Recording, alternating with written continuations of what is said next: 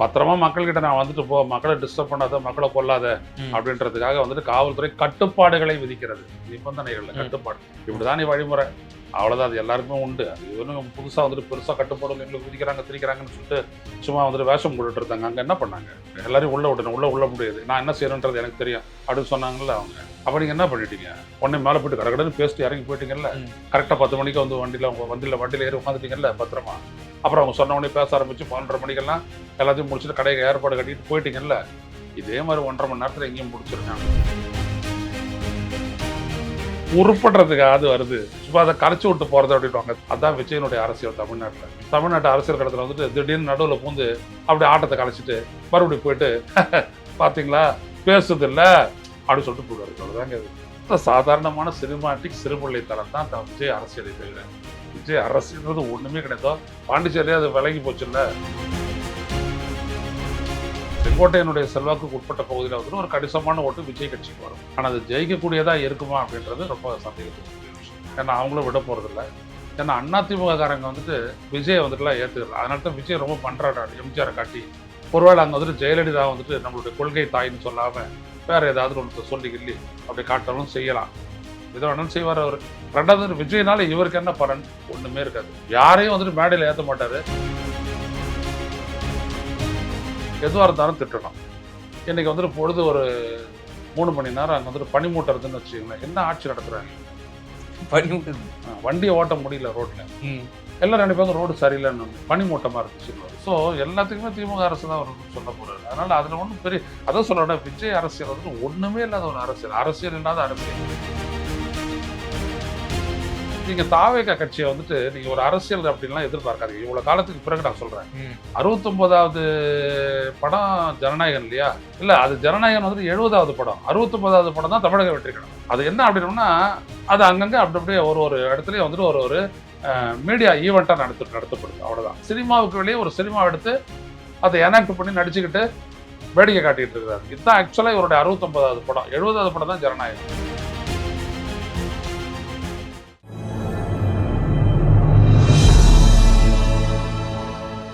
Tamil news நேர்களுக்கு அன்பு வணக்கம். இன்றைய சிறப்பு நேர்காணலில் நம்மோடு இருந்திருப்பவர் மூத்த பத்திரிகையாளர் திரு ஐயநாதன் சார். சார் வணக்கம். சார், வரக்கூடிய 18ஆம் தேதி விஜய் அவர்கள் தன்னுடைய மீண்டும் ஒரு சுற்றுப்பயணம் ஈரோடுக்கு செல்கிறார். செங்கோட்டையனுடைய அந்த வழிகாட்டுதலின் அவருடைய அந்த உந்துதலின் பேரனே நம்ம வச்சுக்கலாம். டார்கெட்டடா ஈரோடுக்கு போறாரு. முதல்ல பாண்டிச்சேரிக்கு வந்தவர் வரவேற்றாரு. இந்த காவலர்கள்லாம் முன்மாதிரி தமிழ்நாடு காவலர்களுக்கு அப்படின்லாம் சொன்னவர். இப்போ ஈரோடுக்கு வர்றாரு. பல நிபந்தனைகள் வச்சிருக்காங்க. எப்படி பாக்குறீங்க? நிபந்தனை எல்லாம் ஒண்ணும் வைக்கலைங்க. பத்திரமா மக்கள்கிட்ட நான் வந்துட்டு போ, மக்களை டிஸ்டர்ப் பண்ணாத, மக்களை கொல்லாத அப்படின்றதுக்காக வந்துட்டு காவல்துறை கட்டுப்பாடுகளை விதிக்கிறது, நிபந்தனைகள்ல கட்டுப்பாடு. இப்படிதான் நீ வழிமுறை, அவ்வளவுதான். அது எல்லாருக்குமே உண்டு. அது இவனும் புதுசா வந்துட்டு பெருசா கட்டுப்பாடுகள் எங்களுக்கு விதிக்கிறாங்க திரிக்கிறாங்கன்னு சொல்லிட்டு சும்மா வந்துட்டு வேஷம் போட்டுட்டு இருந்தாங்க. அங்க என்ன பண்ணாங்க? எல்லாரையும் உள்ள விடணும், உள்ள முடியாது, நான் என்ன செய்யணுன்றது எனக்கு தெரியும் அப்படின்னு சொன்னாங்கல்ல அவங்க. அப்ப நீங்க என்ன பண்ணிட்டீங்க? உடனே மேல போயிட்டு கடகடன்னு பேசிட்டு இறங்கி போயிட்டீங்கல்ல. 10 மணின்னு சொல்லிட்டு 2 மணிக்கு பேச ஆரம்பிப்பீங்க. அங்க என்ன பண்ணீங்க? புதுவையில கரெக்டா 10 மணிக்கு வந்து வண்டியில ஏறி உட்காந்துட்டீங்கல்ல பத்திரமா. அப்புறம் அவங்க சொன்ன உடனே பேச ஆரம்பிச்சு 12:30 மணிக்கெல்லாம் எல்லாத்தையும் முடிச்சுட்டு கடைக்கு ஏற்பாடு கட்டிட்டு போயிட்டீங்கல்ல. இதே மாதிரி 1.5 மணி நேரத்துல எங்கேயும் முடிச்சிருங்க அப்படின்னு சொல்றாங்க தமிழ்நாடு காவல்துறை. அவ்வளவுதான், வேற ஒண்ணும் இல்லை.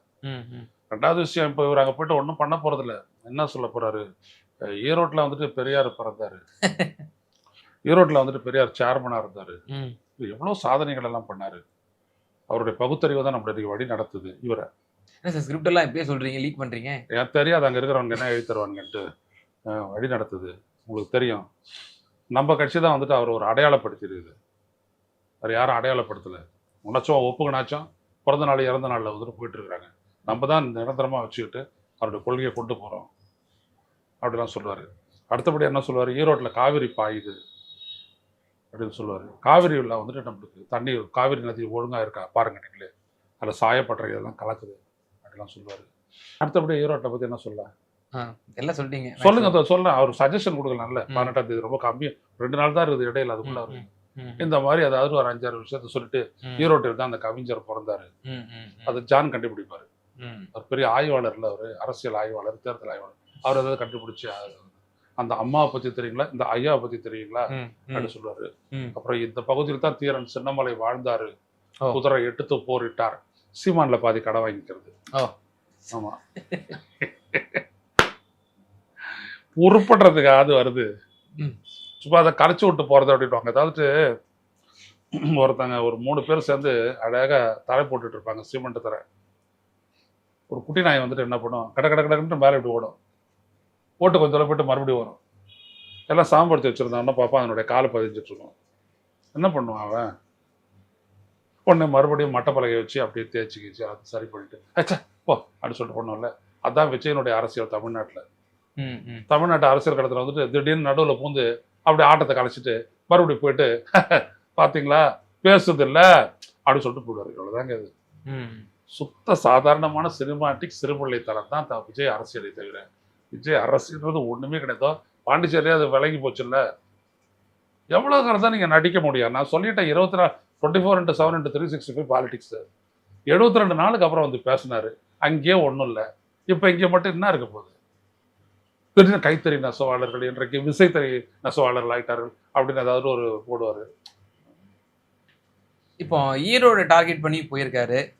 அதுக்கு வந்து என்ன சொல்லப்படுது அப்படின்னா, செங்கோட்டையன் அவர்கள் தான் வந்து இது ஒரு ஆயுதமாக கருவியாக பயன்படுத்தி எடப்பாடி பழனிசாமிக்கு வந்து அவர் எப்படி கோபிச்செட்டிப்பாளையத்துக்கு வந்து செங்கோட்டையன் நம்ம எப்படி வந்து பேர் சொல்லாம கடுமையான ஒரு விமர்சனங்கள்லாம் வச்சாரோ, அது போல அவருடைய தலைவர் விஜய் அவர்களை வச்சு ஈரோட்ல எடப்பாடிக்கு எதிராக பேச வைப்பாரு அப்படின்ற மாதிரிலாம் சொல்றாங்களே.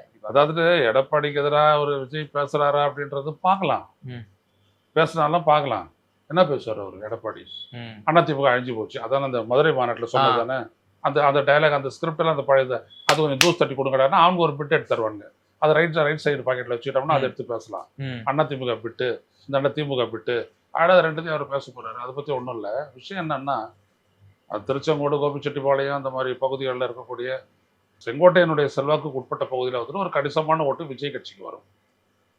ஆனால் அது ஜெயிக்கக்கூடியதா இருக்குமா அப்படின்றது ரொம்ப சந்தேகத்துக்குரிய விஷயம். ஏன்னா அவங்களும் விட போறதில்லை. ஏன்னா அதிமுக காரங்க வந்துட்டு விஜயை வந்துட்டுலாம் ஏற்றுக்கல. அதனால தான் விஜய் ரொம்ப பண்றாடாரு எம்ஜிஆரை காட்டி. ஒருவேளை அங்கே வந்துட்டு ஜெயலலிதா வந்துட்டு நம்மளுடைய கொள்கை தாயின்னு சொல்லாமல் வேற ஏதாவது ஒன்று சொல்லி கிள்ளி அப்படி காட்டாலும் செய்யலாம். எதோ வேணாலும் செய்வார் அவர். அப்படி வரலாம் இவங்க. ஆனால் விட என்னன்னா, அதிமுகவினுடைய தொண்டர்கள் ஒருவேளை அவங்க வந்துட்டு செங்கோட்டையனுக்கு ஓட்டு போட்டாலும் கூட, செங்கோட்டையனுக்காக விஜயனுடைய சின்னத்தில் ஓட்டு போட்டாலும் கூட அது பரவலாக நடக்காது. ஸோ அவருக்கான கெயின் கோபிச்செட்டிப்பாளையம், திருச்செங்கோடு, எவ்வளோதான். இதோட முடிஞ்சு போயிடும். அதை தாண்டி எதுவும் இருக்காது. ஸோ விஜயனுடைய ஒரு கெயின் இவ்வளோதான். அது விஜயை புரிஞ்சுக்கிறாரு ஒரு தேர்தல் நடந்து முடிச்சுட்டு உடனே, அவ்வளோதான். ரெண்டாவது, விஜயனால இவருக்கு என்ன பலன்? ஒன்றுமே இருக்காது. யாரையும் வந்துட்டு மேடையில் ஏற்ற மாட்டாரு. அன்னைக்கு வந்துட்டு செங்கோட்டையனும் கூட வச்சுட்டு பேசுவார். இவ்வளோதான். ஓ, அந்த கேரவன் அந்த வாகனத்துல அவரும் அவரு நிற்பார். நம்மளோட வந்து சேர்ந்துருக்கிறாரு, நம்மளுக்கு ஒரு வழிகாட்ட வந்திருக்கிறாரு. இப்படின்னு ஒரு 4 வாரத்தை அவரை பத்தி பேசிட்டு சரி இறங்கிங்க யாருன்னே அவர் இறங்கி வருவார். அவ்வளோ டார்கெட் பண்ணி ஏடிஎம்கே ஓட் பேங்கை நிச்சயமா வீக்கெண்ட் பண்றதுக்கு இப்ப கொங்கு மண்டலத்துல இறங்குறாரு. நான் அதான் சொல்ல வரேன். அந்த இரட்டை இலை அப்படி அண்ணா திராவிட முன்னேற்ற கழகத்துடைய ஓட் பேங்குக்கு வந்துட்டு விஜய் ஒரு அரசியலே கிடையாது. நல்லா புரிஞ்சுக்கங்க. விஜயோட அரசியல் வந்துட்டு அண்ணா திராவிட முன்னேற்ற கழகத்துடைய ஓட்டு வங்கியை வந்துட்டு மாற்றக்கூடிய அளவுக்கு எதுவுமே கிடையாது. அதிமுக தொண்டர்கள் வந்துட்டு விஜய் எல்லாம் பார்த்துனா எம்ஜிஆர் மாதிரி அப்படிலாம் ஏத்துக்கிறதுக்கெல்லாம் எதுவுமே கிடையாது. அதனால விஜய்னால அண்ணா திராவிட முன்னேற்ற கழகத்துடைய வாக்கு வங்கியில ஒரு மாற்றத்தை ஏற்படுத்தவே முடியாது. சும்மா ஊடகவாதங்கள்லாம் சொல்ல அதுல கொஞ்சம் பேர் இப்படி போயிடுவாங்க, முஸ்லீம்ல கொஞ்சம் பேர் இதுல போயிடுவாங்க அப்படின்ட்டு ஒரு கேக்ல எல்லா கேக்லையும் கொஞ்சம் கொஞ்சம் எடுத்து விஜய்க்கு போட்டு விஜய் பிளேட்டை நிரம்ப பாக்குறாங்க ஊடகவாதிகள். ஆனா ஏடிஎம்கே ஓட் பேங்க் தான் ஒரு கணிசமா வந்து உடைப்பாரு அப்படின்னு வந்து பலராலும் வந்து அனாலிசிஸ் சொல்லப்படுது. நிறைய சொல்லுவாங்க. ஏடிஎம்கே கூட்டணி 3ஆவதுக்கு போயிடும், விஜய் கூட்டணி 2ஆவதா வந்துடும் அப்படிலாம் கூட சொல்லுவாங்க. ஏன்னா முதல்ல வந்துட்டு இதாண்ட பார்த்தாங்க, திமுக கூட்டணி வச்சு பார்த்தாங்க, அது ஒன்றும் நடக்கல. அதனால இப்போ வச்சுட்டு இருக்கிறாங்க. அது ஒரு கொஞ்ச நாள் கீழே தள்ளுவாங்க, அவ்வளவுதான். இப்போ ஏற்கனவே கடந்த இந்த கரூர்ல பார்த்தோம் இவ்வளவு பெரிய துயர சம்பவம். நான் இந்த கூட்டத்துக்கு மத்தியில் நான் வந்து இங்க பேசுறேன் அப்படின்னா காவல்துறைக்கு வந்து நான் நன்றி சொல்றேன்னு சொல்லி காவல்துறையை பிரைஸ் பண்ணிட்டு பிறகு அவரை ஏற்பட்ட அந்த மரணங்களுக்கு பிறகு வந்து காவல்துறையில படித்து பேச ஆரம்பிச்சிட்டாங்க. இப்பவும் இப்ப ஈரோடுக்கு வர்றாரு, அது கட்டுக்கோப்பா. திமுக அரசு, தமிழக அரசு திமுக சார்ந்த அனைத்தையும் அவர் திட்டணும், எதுவா இருந்தாலும் திட்டணும். இன்னைக்கு வந்துட்டு பொழுது ஒரு 3 மணி நேரம் அங்க வந்துட்டு பனிமூட்டறதுன்னு வச்சுக்கோங்களேன். என்ன ஆட்சி நடத்துறாங்க இவங்க? பனிமூட்டது, வண்டியை ஓட்ட முடியல ரோட்ல. எல்லாரும் நினைப்பாங்க ரோடு சரியில்லைன்னு, பனிமூட்டமா இருந்துச்சுன்னு வரும். ஸோ எல்லாத்துக்குமே திமுக அரசு தான் அவர் வந்து சொல்ல போறாரு. அதனால அதுல ஒன்றும் பெரிய அதான் சொல்றேன், விஜய் அரசியல் வந்துட்டு ஒண்ணுமே இல்லாத ஒரு அரசியல், அரசியல் இல்லாத அரசியல். ஃபைட்டிங் வித்தவுட் ஃபைட்டிங்னு சொல்லிட்டு ஒரு ப்ரூஸ்லி ஒன்று சொல்லுவார் இல்லையா, அண்டர் த டிராகன். அந்த மாதிரி விஜயனுடைய அரசியல் என்னன்னா பாலிடிக்ஸ் வித்தவுட் பாலிடிக்ஸ், அவ்வளவுதான். நீங்க தொடர்ந்து சொல்லிட்டு இருக்கீங்க இல்லையா, ஏடிஎம்கே தான் ஒரு கூட்டணிக்கு போகணுங்கிற ஒரு கருத்துப்பட தான் அவரோட மனநிலையில இருக்குன்னு. இன்றைய தினம் செங்கோட்டையன் அவர்களிடம் பத்திரிகையாளர் மத்தியிலே கேள்வி எழுப்பும் பொழுது அவர் சொன்னக்கூடிய அந்த வார்த்தை, அதிமுக பாஜக கூட்டணியில நீங்கள் இணைவதற்கு வாய்ப்புகள் இருக்கிறதான்னு சொல்லும்போது, அரசியலில் கணிக்க முடியாதது எது வேணாலும் நடக்கலாம் அப்படின்ற துணியில ஒரு பதில சொல்லியிருக்கிறாரு. அவர் திட்டமிட்டு சொல்லியிருக்கணும், இல்லைங்க கிடையாதுங்க, நாங்க வந்து கொள்கை எதிரிங்க பிஜேபி, அந்த கூட்டணியோட நாங்க வந்து ஒருபோதும் பேச்சுக்கே இடம் கிடையாதுங்க, இந்த கேள்வியும் தவறுங்க அப்படின்னு நம்ம உதாசீனப்படுத்திருக்கோம். ஆனா மறைமுகமா ஒரு ஆமோதிக்கும் விதமா வந்து அரசியல் என்ன நடக்கும், ஒரு எஜெண்டா பார்ட்டின்ற நான் திராவிட முன்னேற்ற கழகத்தை அண்டர்கட் பண்ணணும். அதை வந்துட்டு மக்கள் மீது அதனுடைய நம்பிக்கையை வந்துட்டு டிஸ்கிரெடிட் பண்ணணும்.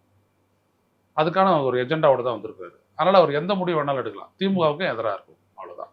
அந்த அடிப்படையில தான் சொல்றேன் நான். இந்த கிறிஸ்துமஸ் பார்ட்டின்றதை நாங்கள் தான் சொல்ல வரேன். கடைசியாக இவங்க என்ன சொல்றாங்க அப்படின்னா, திராவிட முன்னேற்ற கழகத்துக்கிட்ட இருந்து மக்களை காப்பாற்றணும், தமிழ்நாட்டை காப்பாற்றணும், அதனால இந்த கூட்டணிக்கு போறேன்னு சொல்லிட்டு போவார். அவ்வளவுதான். நீங்க சிங்கிள் அஜெண்டாவில் செயல்படுவாங்க, டிஎம்கேவை வீழ்த்தணும், அவ்வளவுதான். அதுக்கு நம்ம அவரே சொன்னார் எந்த எக்ஸ்ட்ரீமுக்கும் போவேன்னு சொல்லி. அப்போ ஒருவேளை இப்போ அதிமுக பாஜக கூட்டணிக்குள்ள போறாரு அப்படின்னா அது வந்து சூசைடுக்கு சமம் அப்படின்ற மாதிரி எல்லாரும் போகுது. சூசைடா யார் ஆக போகுது? இவர் ஆக போறாரு. ஐயா, நீங்க தாவேகா கட்சியை வந்துட்டு நீங்க ஒரு அரசியல் அப்படின்லாம் எதிர்பார்க்காதீங்க. இவ்வளவு காலத்துக்கு பிறகு நான் சொல்றேன், 69வது படம் ஜனநாயகன் இல்லையா? இல்ல, அது ஜனநாயகன் வந்துட்டு 70வது படம், 69வது படம் தான் தமிழக வெற்றி கழகம். அது என்ன அப்படின்னா, அது அங்கங்க அப்படி அப்படியே ஒரு இடத்துலயே வந்துட்டு ஒரு மீடியா ஈவெண்ட்டா நடத்தப்படுது, அவ்வளவுதான். ஒரு ஈவெண்ட்டா நடத்தப்படுது. இப்போ சினிமாவில் பாடக்கூடிய பாட்டுகளுடைய ஒரு ஆல்பம் ஒன்று உண்டு, தனியாக பாட்டுகள் எல்லாம் பாடி இசை எல்லாம் போட்டு ஒரு ஆல்பம் வெளியிடுறதெல்லாம் உண்டு இல்லையா? வெளிநாட்டில் இருக்கக்கூடிய புகழ்பெற்ற பாடகர்கள்லாம் இருக்காங்க இல்லையா, அவங்கெல்லாம் பாடுவாங்க இல்லையா? அந்த மாதிரி ஓசி பீஸா அவங்கள தனியாக போட்டு அது மாதிரிலாம் ஒன்று பண்ணலையா? அந்த மாதிரி இவர் வந்துட்டு என்ன பண்ணுறாருன்னா, சினிமாவுக்கு வெளியே ஒரு சினிமா எடுத்து அதை எனாக்ட் பண்ணி நடிச்சுக்கிட்டு வேடிக்கை காட்டிட்டு இருக்கிறாரு. இதுதான் ஆக்சுவலாக இவருடைய 69வது படம். 70வது படம் தான் ஜனநாயகம். அதனால நீங்க தட்ட தெளிவா புரிஞ்சுங்க. நீங்க அரசியல் நினைச்சு பேசுறதுனால தான் நம்ம குழம்புறோம். இல்ல விஜய் வராரு, ஈரோட்டில் வந்துட்டு ஒரு புதுசா அந்த நாடகத்தை மறுபடியும் அரங்கேற்ற போறாரு சொல்லுவாங்க. அந்த நாடகத்தை அங்க அரங்கேற்றப்பட்டது, அங்க அரங்கேற்றப்பட்டது, அங்க அரங்கேற்றப்பட்டது, அந்த மாதிரி இது அங்கங்க அரங்கேற்றாரு, அவ்வளவுதான். இறுதியான ஒரே ஒரு கேள்வி சார். இப்போ ஈரோடுக்கு பக்கத்து மாவட்டம் தான் கரூர், அங்க ஒரு துயர சம்பவம் நடந்துடுச்சு. இப்போ ஈரோடுக்கு வர்றாரு. நீங்க பொதுமக்களுக்கும் அவர்களுடைய தொண்டர்களுக்கும், கட்டுக்கடங்காத அந்த தொண்டர்களுக்கும் நீங்கள் சொல்லக்கூடிய அந்த அறிவுரை என்பது என்னவாக இருக்கும்? நான் சொல்லவே மாட்டேன். என்னைக்கு நீங்க வந்துட்டு நல்ல தெளிவா பாக்குற டிவியை விட்டு நேரடியா போயிட்டு செத்தீங்களோ, தற்கூரித்தனத்துக்கு என்னது? அவங்களதான் வெளில வரணும், நம்ம ஒண்ணு சொல்லணும். இல்ல அதை அரசியல் மயப்படுத்தணும் இல்ல, அதெல்லாம் வேற. அதெல்லாம் அவங்க தயாரா இல்ல, விஜயே தயாரா இல்ல போது, அது கட்சியே தயாரா இல்லாத போது நம்ம வந்துட்டு வெளியில உட்காந்துட்டு அரசியல் மயப்படுத்தணும். நீயே அரசியல் அபிமாயமா? அரசியல் வயப்படல, அப்புறம் எங்க நீங்க இன்னொருத்தரை படுத்த போறீங்க? அதெல்லாம் ஒண்ணு கிடையாது. இவங்க ரொம்ப தப்பா போயிட்டாங்க, இதுக்கு மேலே இவங்க சரியா வரமாட்டாங்க. அவங்கள போயிட்டு விஜய்னால காரணம் இல்ல, விஜய் காரணம் இல்ல, விஜய்னால எதுவுமே நடக்கல அப்படின்னு சொல்லி சொன்னாங்கல்ல, அப்பவே முடிஞ்சு போச்சு இவங்க யாரு அப்படின்றது. So they are almost they are கிரிமினலைசிங் the politics, அவ்வளவுதான். அதனால இவங்க ஒன்றும் தப்பா இல்லை. ஒரே ஒரு பெண் அதிகாரி, இஷா சிங்கிற பெண் அதிகாரி புஷி ஆனந்த் வந்து எதிர்த்து கேள்வி கேட்டாங்க, பயங்கரமா வைரல் ஆயிட்டாங்க. நமச்சிவாய் அவங்க அவார்ட்லாம் கொடுத்தாரு. இப்போ அது போல தமிழ்நாட்டில் ஏதேனும் வந்து இவங்க கட்டுக்கடங்காத கூட்டத்தை ஒரு காவல்துறை அதிகாரி இந்த மாதிரி விஜய் கேட்டுக்கிட்டு இருக்காருல, இந்த மாதிரி நடந்துங்க, இது நல்லா இருக்குது அப்படின்னு. அதே மாதிரி தமிழ்நாடு போலீஸ் துறை நடந்து போகின்றீங்க. நம்மளாம் கூட அந்த கோரிக்கையை வச்சிருக்கிறோம், அதனால அதை கேட்டு நடப்பாங்க. நிச்சயமா சார். விஜய் அவர்களுடைய இந்த ஈரோடு பயணம் சம்பந்தமாக அந்த பின்னணி அரசியல ரொம்ப தெளிவாக எங்க நேயர்களுக்கு பகிர்ந்தீங்க. ரொம்ப நன்றி.